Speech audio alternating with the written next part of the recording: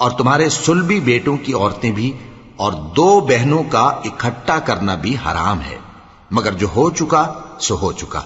بے شک اللہ بخشنے والا ہے، بڑا مہربان ہے۔ اور شوہر والی عورتیں بھی تم پر حرام ہیں مگر وہ جو قید ہو کر باندیوں کے طور پر تمہارے قبضے میں آ جائیں۔ یہ حکم اللہ نے تم کو لکھ دیا ہے، اور ان محرمات کے سوا دوسری عورتیں تم کو حلال ہیں، اس طرح سے کہ مال خرچ کر کے ان سے نکاح کر لو، بشرطے کہ نکاح سے مقصود عفت قائم رکھنا ہو، نہ کہ شہوت پرستی۔ تو جن عورتوں سے تم لطف اندوز ہوئے ان کا مہر جو مقرر کیا ہو ادا کر دو، اور اگر مقرر کرنے کے بعد آپس کی رضامندی سے مہر میں کمی بیشی کر لو تو تم پر کچھ گناہ نہیں، بے شک اللہ سب کچھ جاننے والا ہے، حکمت والا ہے۔ اور جو شخص تم میں سے مومن آزاد عورتوں سے نکاح کرنے کا مقدور نہ رکھے تو مومن باندیوں ہی سے جو تمہارے قبضے میں آ گئی ہوں نکاح کر لے، اور اللہ تمہارے ایمان کو اچھی طرح جانتا ہے۔ تم آپس میں ایک دوسرے کے ہم جنس ہو، پھر ان لونڈیوں کے ساتھ ان کے مالکوں سے اجازت حاصل کر کے نکاح کر لو، اور دستور کے مطابق ان کا مہر بھی ادا کر دو، بشرطے کہ وہ پاک دامن ہوں، نہ ایسی کہ کھلم کھلا بدکاری کریں اور نہ در پردہ دوستی کرنا چاہیں۔ پھر اگر وہ نکاح میں آ کر بدکاری کا ارتکاب کر بیٹھیں تو جو سزا آزاد عورتوں کے لیے ہے اس کی آدھی ان کو دی جائے۔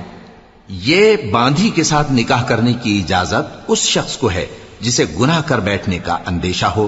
اور یہ بات کہ صبر کرو تمہارے لیے بہتر ہے،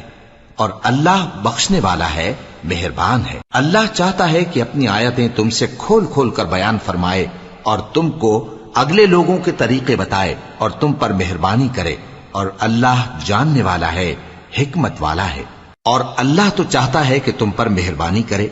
اور جو لوگ اپنی خواہشوں کے پیچھے چلتے ہیں وہ چاہتے ہیں کہ تم سیدھے رستے سے بھٹک کر دور جا پڑو۔ اللہ چاہتا ہے کہ تم پر سے بوجھ ہلکا کرے، اور انسان طبعاً کمزور پیدا ہوا ہے۔ مومنوں، ایک دوسرے کا مال ناحق نہ کھاؤ،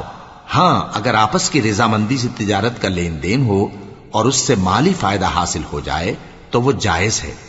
اور اپنے آپ کو ہلاک نہ کرو، کچھ شک نہیں کہ اللہ تم پر مہربان ہے۔ اور جو زیادتی کرتے ہوئے اور ظلم سے ایسا کرے گا تو ہم اس کو عنقریب جہنم میں داخل کریں گے، اور یہ اللہ کو آسان ہے۔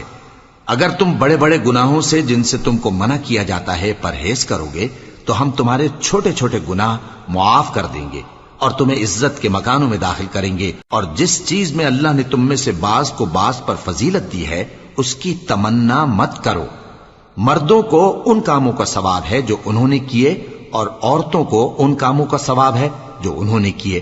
اور اللہ سے اس کا فضل و کرم مانگتے رہو، کچھ شک نہیں کہ اللہ ہر چیز سے واقف ہے۔ اور جو مال ماں باپ اور رشتہ دار چھوڑ مریں تو حقداروں میں تقسیم کر دو کہ ہم نے ہر ایک کے حقدار مقرر کر دیے ہیں، اور جن لوگوں سے تم عہد کر چکے ہو ان کو بھی ان کا حصہ دو، بے شک اللہ ہر چیز پر نگراں ہے۔ مرد عورتوں پر حاکم ہیں، اس لیے کہ اللہ نے بعض کو بعض سے افضل بنایا ہے، اور اس لیے بھی کہ مرد اپنا مال خرچ کرتے ہیں۔ تو جو نیک بیویاں ہیں وہ فرمانبردار ہوتی ہیں، اور ان کے پیٹھ پیچھے اللہ کی حفاظت میں مال و آبرو کی خبرداری کرتی ہیں۔ اور جن عورتوں کی نسبت تمہیں معلوم ہو کہ سرکشی اور بدخوئی کرنے لگی ہیں تو پہلے ان کو زبانی سمجھاؤ، اگر نہ سمجھیں تو پھر ان کے ساتھ سونا ترک کر دو، اگر اس پر بھی باز نہ آئیں تو زد و کوب کرو، پھر اگر تمہارا کہنا مان لیں تو پھر ان کو ایذا دینے کا کوئی بہانہ مت ڈھونڈو، بے شک اللہ بہت اونچا ہے